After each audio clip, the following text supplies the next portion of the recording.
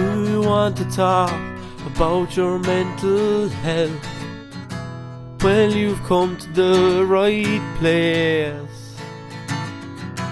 I'm your host. You can call me Horse. Why the long face? Hello, and you're very welcome back to another episode of Why the Long Face, a podcast with me, Horse O'Keefe. This is the third episode back. I'm flying it, full of ideas, full of things to talk about, so let's get straight into it.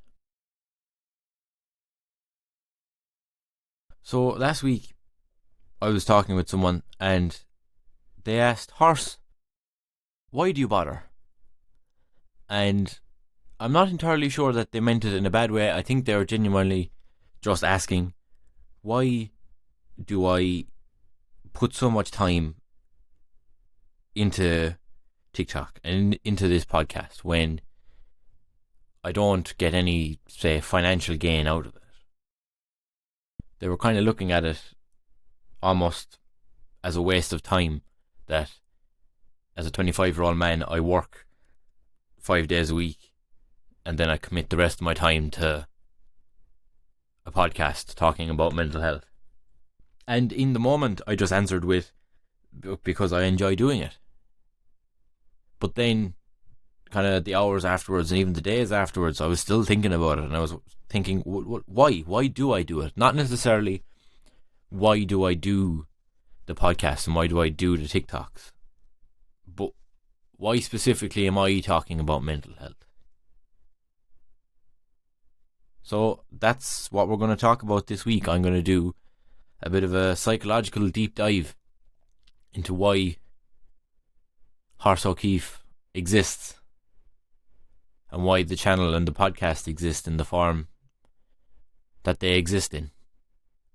So just before we start, a lot of what I'm going to talk about is probably stuff you have heard before, potentially if you are a fan of the podcast or a fan of my TikTok and stuff, but I feel like it's all necessary for you to understand, for you to get the full picture of who I am and why I do what I do. So we're going back 15 years to when I was 10 years of age. At 10 was when I first started having kind of feelings of self-doubt, and I can remember specifically not liking myself at the age of 10. Like at 10 I was in primary school, and at lunchtime it was, play soccer or nothing. There was 7 or 8 lads in my class, and we'd obviously join in with the older classes and the younger classes or whatever, but it was all soccer. And I'm not good at sport. I never have been. I tried, especially at that age, to try and fit in or whatever, but it's just not something I'm good at. So that alone led to 2 problems, I suppose.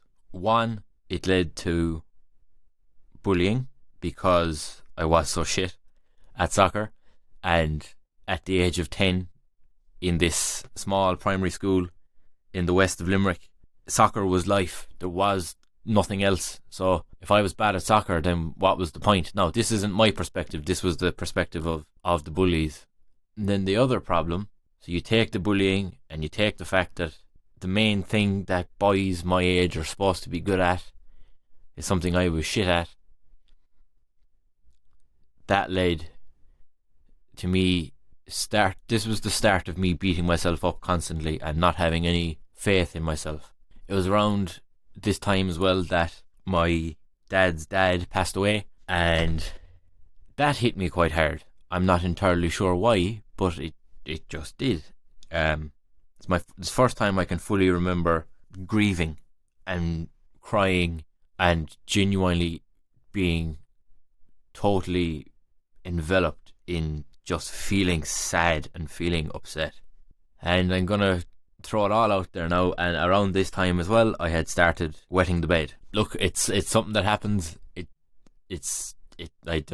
just does. It was something I was quite embarrassed over. It's not necessarily something I'm proud of now, but I'm able to hold my hand up and say, yeah, that's something that happened. Look, it happens. It happens a lot of people. So you take the bedwetting, you take the grieving, you take the bullying, and you take the low self-esteem. That is all inside of a 10-year-old's brain. Now, a 10-year-old's brain is not fully formed. You're still trying to figure stuff out. You're on the verge of kind of starting puberty, so things are already going to change. That was a lot. And as a 10-year-old boy, you don't talk. Because I had the low self-esteem, I blamed myself.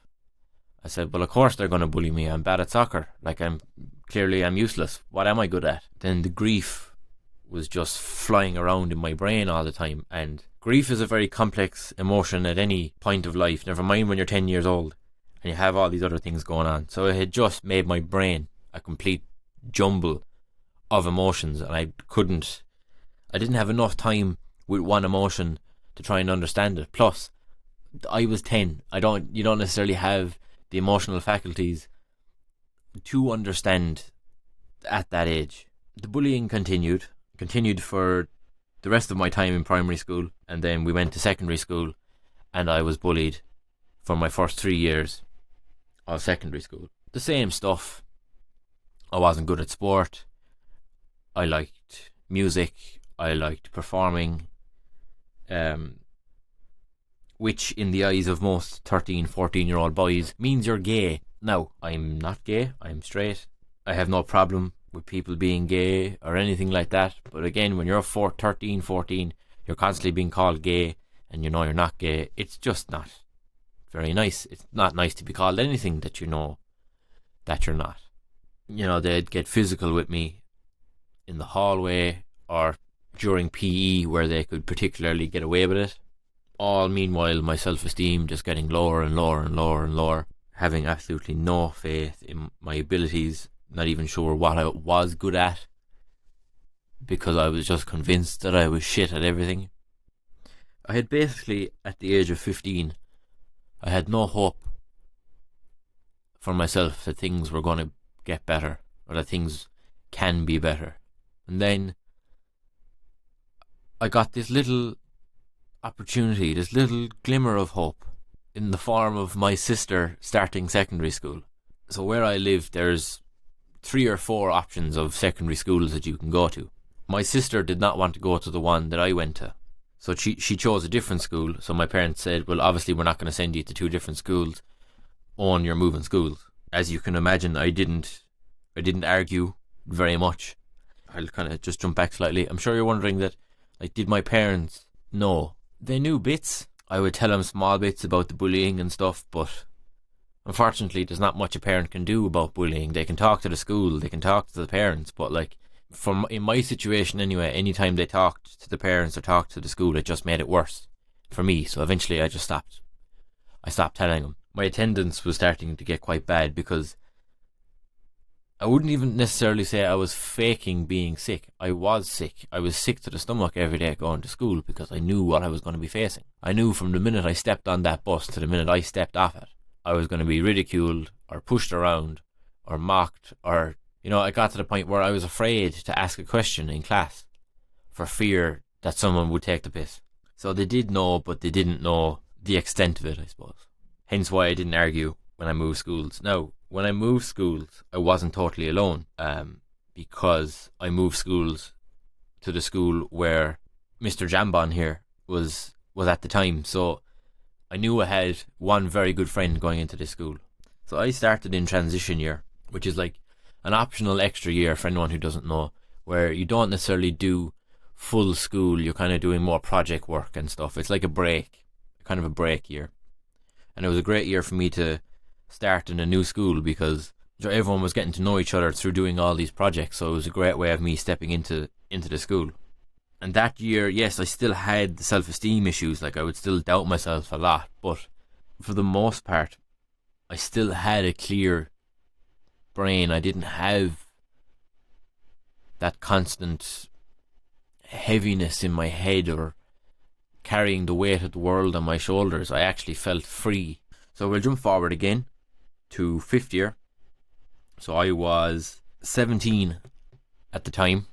One day we were told that we were getting 2 classes off to attend a talk from Conor Cusack. Now, The fact that I have no interest in sport meant I haven't a clue who Conor Cusack is. Conor Cusack is a former Cork GA player, but more importantly, he is a mental health advocate. At the time, he had just written a book and he was doing a talk with us, just talking about mental health. And I remember being in the talk, and about halfway through, like, he was talking about, similar enough to me, the bullying and the mental health and the low self-esteem. And then all of a sudden I wasn't listening to the talk anymore. I was back in my old school and I was remembering all these things and remembering how much I don't like myself and how much I don't have faith in myself. And then all of a sudden I couldn't breathe and I was shaking and I didn't know what was happening and I was too scared to say anything or to move. I just remember gripping my hand into like a fist and just squeezing it until eventually my breathing kind of normalized. And again, me being me, I didn't say anything to anyone. So that then was the start of me having panic attacks, which continued throughout fifth year and leaving cert, and I still get them every now and again. So coming up to leaving cert then, I had applied for a film and television course in Dublin, and I knew it was the only thing that I wanted to do. And as part of getting into this course, you had to submit a portfolio of like your work and stuff like that. So I did. I got together a portfolio. I submitted it. I took it up to Dublin, and then I got the feedback maybe 2 or 3 months later, which was also 2 months before the leaving cert, and I got basically the lowest mark in the portfolio that you could get. And I asked them for feedback, and they basically told me that I wasn't good enough. That's not me paraphrasing. That line was in the email. So 2 months before you sit down to do the biggest exams of your life, that, as far as you're concerned at that age, decides your future, I had no future. I didn't know where I was going or what I was going to do. So I took a year out. I got a job in just an office, which I didn't particularly like. Panic attacks continued. And it wasn't until I was 19 that I first went and spoke to someone, like a professional. I went to a counsellor. So at that point, there was 9 years worth of stuff to unravel. 9 years worth of stuff to try and talk about, to try and remember. And you'd be surprised the amount of it that you block away but is still stuck in your brain. But I went. I finally got up the courage to go. And I know it's hard because it took me... I knew from 15, 16 that I was depressed, but I couldn't tell anyone. I couldn't go. I would try and talk to like the school counsellors, but they would just say, oh, exercise, drink plenty of water. Yes, those things do work with depression, but they're not coping techniques. They're not... If I'm depressed, and if I go out and drink a glass of water, I don't instantly feel better. If I go out and exercise, fair enough. Yes, you start working out, you get the endorphins, you do feel a bit better. But you need to talk to someone. You need to talk to a professional and get it all out. Because if it's stuck in your brain, it's just going round and round and round and round. And it'll drive you fucking mental. So this week in particular is quite heavy. So I'm going to break it up now. I'm going to do my movie of the week. I watched the film this week, I ain't gonna talk about it. Movie of the week. So, my movie of the week this week is The Whale. It's been talked about quite a lot recently. It's obviously the film that won Brendan Fraser an Oscar, and deservedly so. It's one of these films where there's not necessarily anything major that happens. It's all filmed within this one guy's apartment. This guy has gone through a lot of trauma in his life and has had quite a bad relationship with food, to the point where he weighs over 600 pounds. And yeah, that's a kind of a fairly major plot point, but for me anyway, it was more about the grief and about the effect that trauma can have, and that it's not all linear. The way I deal with stuff isn't the way you will deal with stuff. And then it explores basically what this man does with his last few days. You know, he tries to rekindle a relationship with his daughter. he's trying to get the best out of his students. Now, I'm not ashamed to admit I cry watching films and TV shows quite a lot, but I've never cried like this, like the way I cried watching this movie. Like, towards the end, obviously, is quite emotional. I watched it with my girlfriend.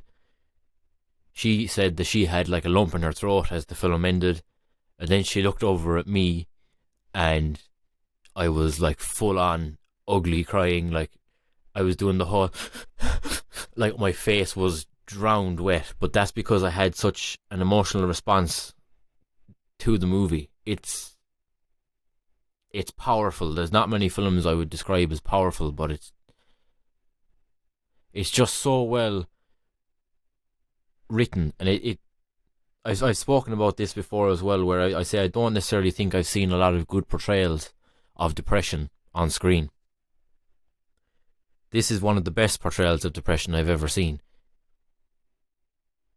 because it doesn't just focus on the dark days. If anything, the dark days are mostly behind him. He's now trying to make amends. Obviously, it's great to see Brendan Fraser back after taking such a long break, and I don't think any other actor could have done this part justice. It's almost like this part was written for him, that Brendan Fraser has had to overcome so much in the last few years to then come along and play this character who's also having to overcome so much. Like, at points it's like, okay, am I watching the character or am I actually just watching Brendan Fraser? Like, there's little bits of dialogue that just hit that little bit harder just because they're coming from him. Without a doubt, it deserves the Best Actor Oscar. If anything, it deserves more, but look, that's just my opinion. I'll leave it up to you to watch it and see what you think, but I highly, highly recommend that you watch Brendan Fraser in The Whale. For anyone who doesn't follow me on TikTok, you might not know that I was sick this week. I had a bad dose of food poisoning. So Monday and Tuesday I was contagious, and this week it took Discontagious to come up with his topic. It's time for Jambon's Corner.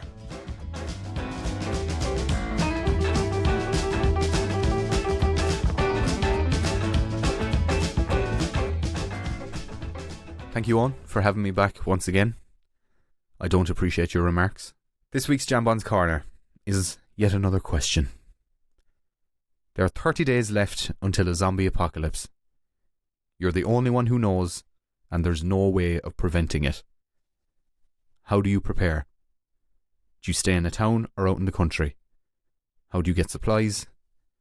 And what is your weapon of choice? Firstly, James, I just have to ask, by any chance, have you been watching The Last of Us recently? Yeah. Yeah, that's fair enough, yeah. Okay, so, like, zombie-wise, are they like classic horror film zombies where they're like coming out of the graveyard, or is it like a virus, or is it like, are they man-made zombies? Like, what's the story like? So they're generic infection-based zombies. Like, the newly infected are wicked fast, and the longer they stay around, the slower they get. So that's kind of a mix of 28 Days Later, The Walking Dead, Dying Light, all of that crack. So the longer that they're around, the slower they are, but the more powerful they could be, or the more toxic they could be. Sounds like politicians.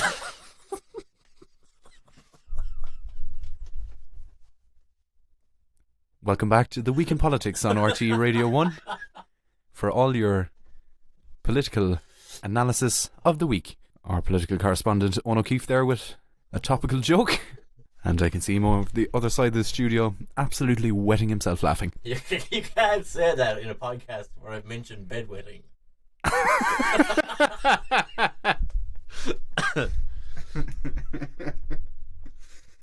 Right, well, the fact that you said that about the zombies kind of fucks my first plan, because if they were like old school zombies where they come out of the graveyard, like come out of the ground or whatever, I would just go to the graveyard because they wouldn't be there. But like you said, that doesn't. I mean, I'm already fucked because I can't fight, I can't drive, I can't run. I suppose my weapon of choice would be. Whoa. Go back to the start now. Sure, I forgot. What was the first one again? How do I prepare? Right. I'm going to Musgraves and getting as much non-perishable food that I can. You could surely learn how to hotwire within 30 days. I'm gonna say I can. I'm gonna steal a van that I will bring one of my close friends or girlfriend who can drive. Do you think the guards are going to be able to stop you? What? As soon as the zombie apocalypse happens. Yeah. Do you think the guards are going to be out to stop you? Asking, where's your license? It's not particularly where's my license. I just know I can't fucking drive. You'll be able to tip away, like. I just fucking... Yeah, but like... Although... I'll give it a go on, yeah. But for the first few while anyway, I'd have someone else driving me. Then I'm going to the nearest place where boats are. But like, there's no point going into Limerick City, like, because all that's there is like shit boats. Small ones, like. I'll go down to Youghal or something. There'll be a nice few boats down in Youghal. I'll take on them. So I'm not particularly staying in a city. I'm not really staying in the countryside. I'm going out in the open waters. Because, like, the zombies, if they're swimming at me, I'll see them coming and I can just fuck off.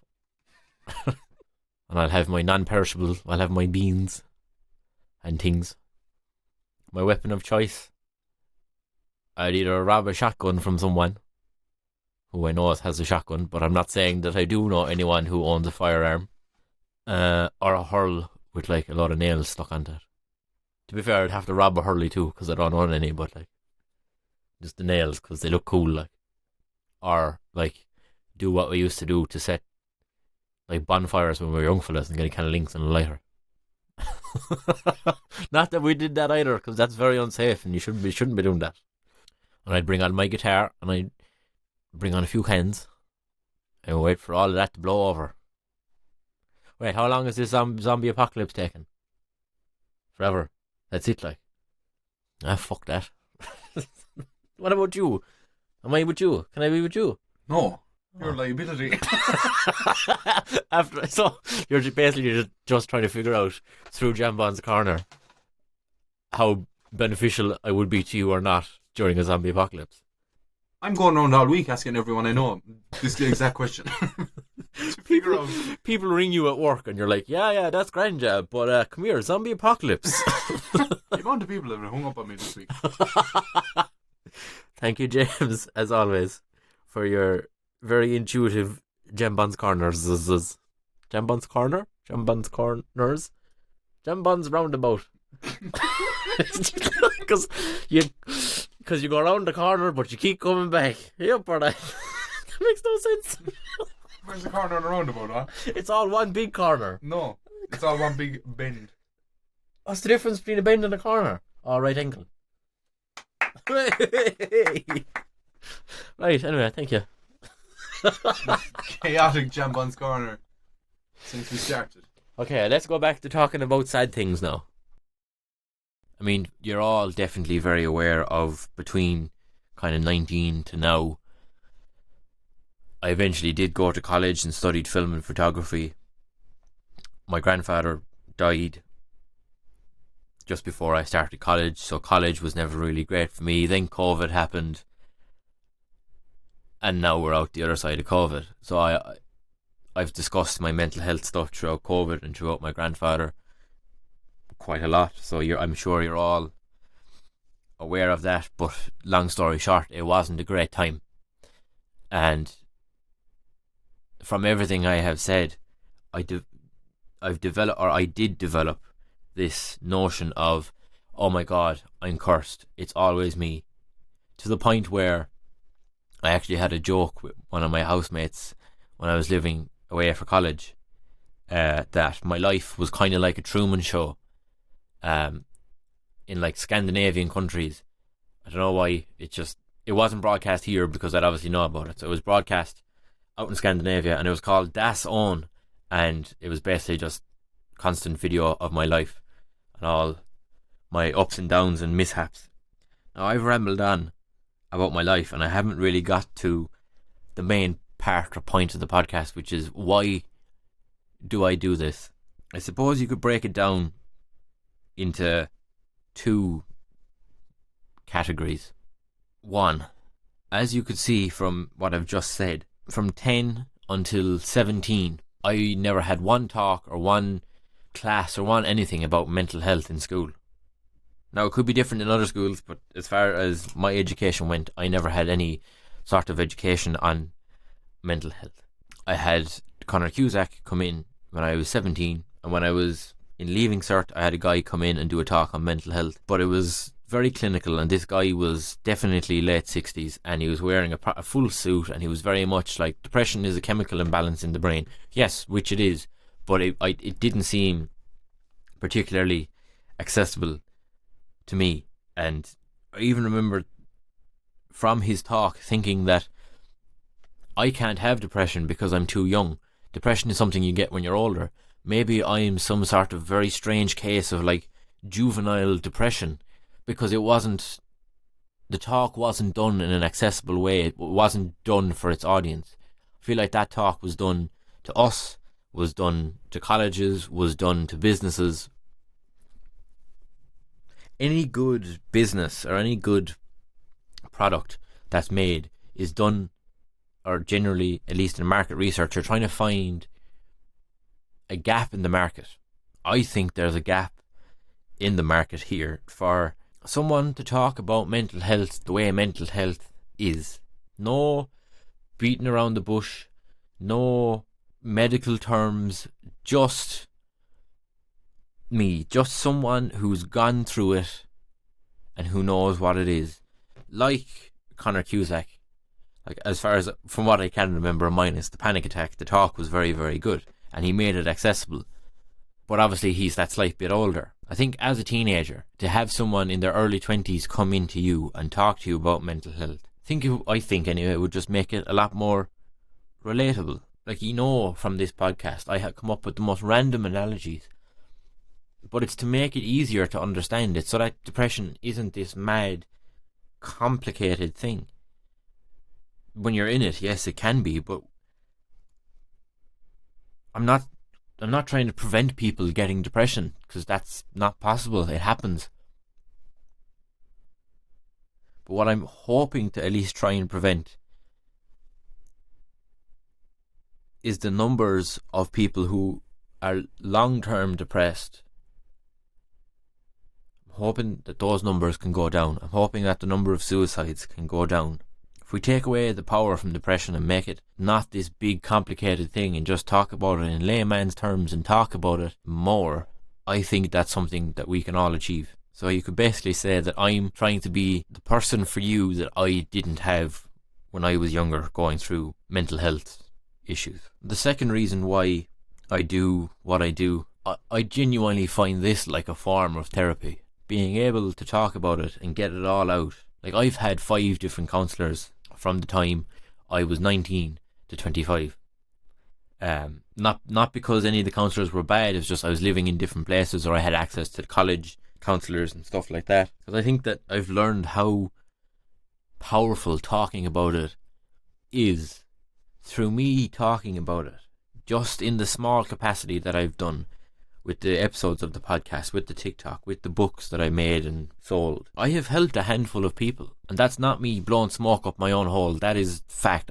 People have messaged me and said I have helped their kids, or I have helped them go to counselling and start on that journey of starting to feel better towards themselves. And that's fucking class. It just is. It's not something that I can necessarily describe the feeling of. It just makes me feel good, and it makes me feel like maybe I went through all that stuff for a reason, because I wouldn't change it. That's the thing. If I woke up in the morning and I had a time machine, I wouldn't go back and change a thing. I'd probably go back and find some winning lotto numbers and do it that way, but I definitely wouldn't change any of the mental health stuff I've gone through, because I wouldn't be me otherwise. It's a part of me. I never say I used to have depression or I used to have anxiety. I have depression. I have anxiety. Yes, you get to a point where you can manage it. And yes, you might even get to a point where you don't even have a slight depressive thought ever again. But you know, that's a long way away. The journey is long, and the journey takes time. And I'm not saying I'm better. I'm far from better. I still have bad days and bad weeks. I've been having a rough few weeks.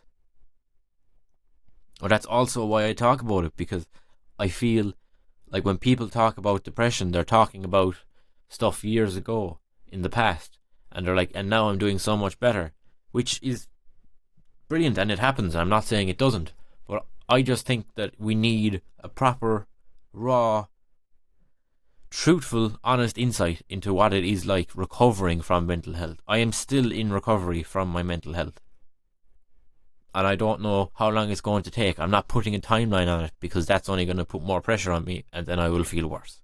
But I have no problem. If I have a bad day, I hold my hand up. I say it here on the podcast. I post a video about it, because I don't want people thinking that I don't have bad days, because that's not the reality of that's not the reality of my mental health. So when someone asks me why do I do this, I do it because I want to. I do it because I've always wanted to help people. I do it because I enjoy making content. Like I said, I do it because I want to be the person that's there for you that wasn't there for me. And I do it because 15 years of a mental health battle, up and down, battles I've won, battles I've lost, it takes a toll.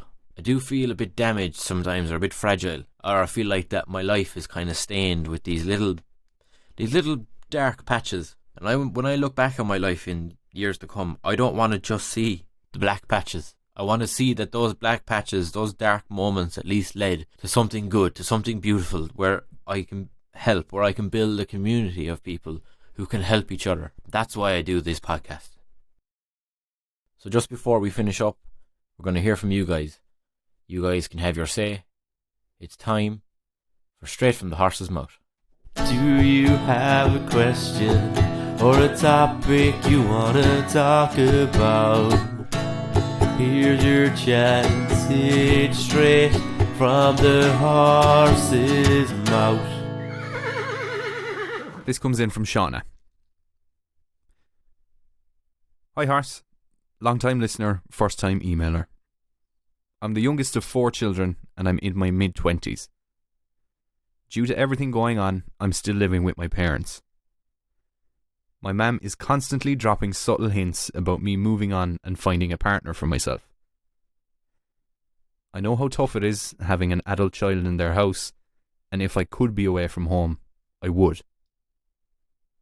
How do I politely tell her to leave me alone and let me do my best on getting out of the place?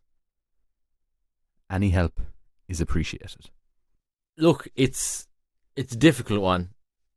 I do feel for you. I understand where you're coming from. I was stuck at home for a bit longer than I would have wanted at one point. Unfortunately, I don't have an awful lot of advice that I can give you other than talk to your mother, explain the situation. I think that parents forget sometimes that, like you said, was it 26, 27? I would imagine that at 26 or 27, your mother was married, had her own house, and possibly had a child. I think they forget that that's not the way that it works now. It's not how our generations are doing things. There's also a vastly different economy now than the economy that they would have grown up in. It is difficult, and like, to be honest, I can understand your parents' side too. Like, they obviously want to, have time together, and I'm not saying that they're sat on the couch and you're sat in the middle or anything like that, but I think honestly you just the two of you need to sit down and have a conversation so that you can kind of air your grievances and explain to her that, look, it's not from lack of trying. There's just so many different things that are working against me at the moment. And then your mum can explain, okay, but I want you to be out of home, because I can guarantee you, and it's 90% of mothers, they want the best for you. They just don't necessarily go about it the right way. She probably does want you to be out of home, not necessarily just for her sake, but for your own sake, to get out there and meet people and just And getting out of home is a great thing. I completely understand that it's impossible when there's literally about 2 rental properties in Ireland at the moment. But,